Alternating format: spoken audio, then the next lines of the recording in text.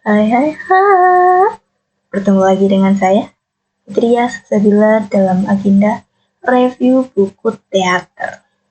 Asik. Nah, buku teater yang akan saya review kali ini adalah Menyentuh Teater Nano Rian Tiarno.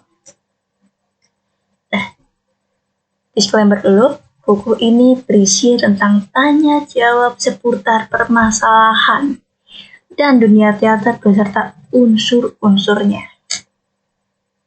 Penulis ini adalah salah satu tokoh penting dalam perkembangan teater Indonesia, yang dimana beliau telah berpengalaman menjadi aktor, sutradara, sekaligus pendiri dari teater koma.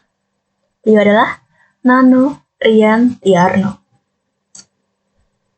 Sebagai permulaan, teater sendiri berasal dari kata theatron, yang dalam bahasa Yunani memiliki arti sebuah tempat pertunjukan, baik itu di panggung ataupun di tempat terbuka. Nah, teater juga mempunyai nama lain seperti drama, sandiwara, dan tunil. Untuk bentuk-bentuknya ada tragedi, komedi, melodrama, parodi, satir, opera, dan musikal. Dan untuk alirannya ada klasik, neoklasik, romantisme, realisme, simbolisme, epik, absurd, dan ekspresionisme. Nah, teater sendiri tidak selalu membutuhkan naskah, tapi setidaknya harus memiliki jalan cerita. Untuk contoh, teater ini ada ketoprak dan ludruk. Nah, jika teater yang berpusat pada naskah, tentunya ada tema, premis, pembuka, isi, dan penutup, yang dimana itu harus menerapkan prinsip-prinsip adanya kandungan baik dan buruk, dialog, serta lakon. Nah, menurut Arswendo Atmo Wiloto, pengarang ini sebenarnya bisa dipelajari asalkan kalian bisa membaca, menulis, untuk mengungkapkan perasaan dan pikiran kalian dalam tulisan-tulisan. Nah, teater ini sangat erat dengan yang namanya seni peran, atau juga bisa disebut sebagai acting, yang dimana hakikatnya adalah sebuah keterampilan untuk berbuat, bertindak seolah-olah menjadi karakter yang dibawakan. Yang tujuan utamanya adalah meyakinkan penonton akan apa yang terjadi di atas panggung. Nah, untuk berakting dengan baik, para aktor dapat melatih ekspresi wajah, tangan, kaki, suara, pernafasan, intonasi, artikulasi, dan penampilan mereka dengan konsentrasi fokus, observasi, imajinasi, penghayatan, serta pembangunan karakter tokoh. Nah, pementasan akan selalu sejalan dengan penataan artistik yang meliputi set properti, busana, tata rias, tata wajah, rambut, serta pencahayaan. Nah, untuk properti sendiri biasanya terbagi menjadi dua. Satu, properti yang bisa dipindah, dan yang satu adalah properti milik aktor atau yang disebut dengan hand property. Nah, dalam artistik sendiri ada dua jenis panggung, panggung proscenium dan panggung arena. Sementara untuk make up dan tata busana, tentunya ada perbedaan kontras saat teater primitif hingga teater sekarang. Yang dimana saat teater primitif, mereka menggunakan bahan-bahan yang mereka dapat dari alam seperti daun, lumpur, kulit binatang, kulit pohon, dan sebagainya.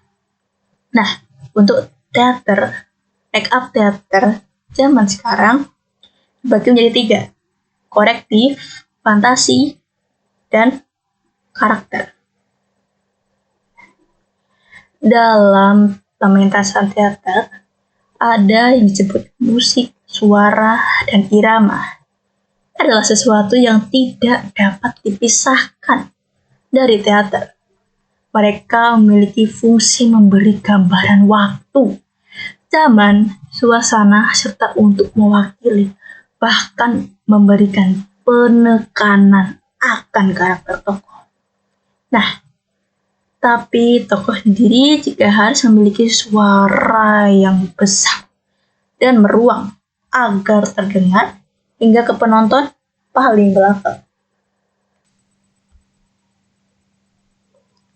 Dalam dunia teater sangat diperlukan manajemen panggung, karena sifat teater adalah kerja kolektif yang memerlukan banyak orang untuk membuat suatu pertunjukan.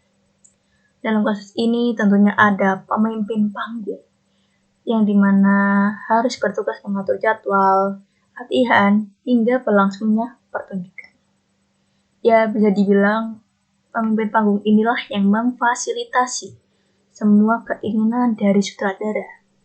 Mereka juga setidaknya harus mengerti tata lampu, panggung, suara, dan bahkan bisa menjadi pemain pengganti stand-in apabila ada salah satu pemain yang sakit.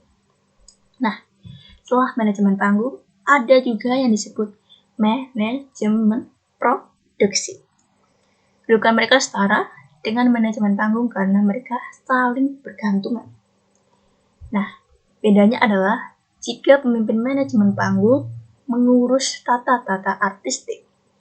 Nah, untuk bagian pertunjukan sendiri atau yang bagian produksi ini, mereka meliputi organisasi, koordinasi, perencanaan produksi, promosi publikasi, keuangan, tiketing, dan masih banyak lagi.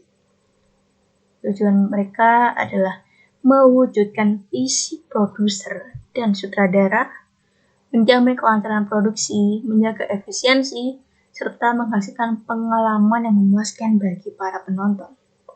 Nah, di atas kedua susunan tadi adalah sutradara.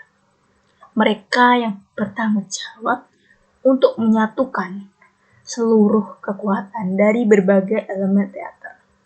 Nah, untuk tugas-tugas mereka ada harus memilih naskah, pemain, mentafsirkan karakter, melatih aktor, dan sebagainya.